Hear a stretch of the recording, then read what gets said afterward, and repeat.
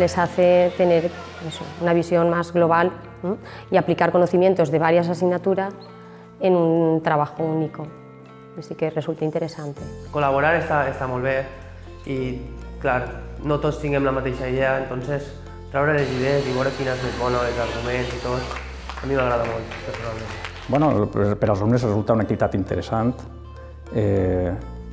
diferent del que estem habituats a fer en l'assignatura, perquè és un material novedós. Les hace tener una visión más amplia, ¿no?, de lo que es más que una asignatura en sí, sino también tratar varias asignaturas con la finalidad de acabar construyendo algo con una finalidad, claro, en el mundo real.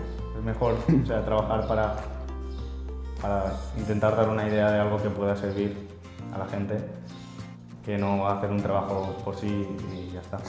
I més per ajudar a la gent, doncs, també ens agrada això. Poder tapar problemes que estem veient avui dia, com ves que arrisquen la seva vida. Entonces, una ayudeta, pues, no faria del mal. Vimos una película en la que habían accidentes porque la gente trabajaba de reparadores de cables de alta tensión y nos vino a la cabeza que si alguna máquina podía hacer ese trabajo, salvarían vidas.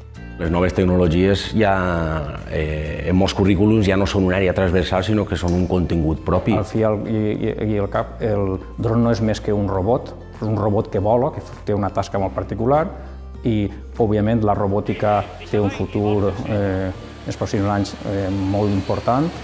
En els continguts de certa tecnologia n'hi ha xicotets apartats de robòtica que caldria potenciar i això és un punt de partida i caldrà continuar treballant en aquest sentit. Avui en dia estem en el moment de les intel·ligències múltiples. Està provat que la tecnologia forma part d'aquesta vessant important per a poder aconseguir que l'individu es desenvolupi íntegrament i, per tant, des de l'Ajuntament l'únic que podem fer és, ja que no tenim competències en treballar les àrees pròpiament dites, col·laborar amb els centres per a que puguem fer-ho. Corta. Ja està.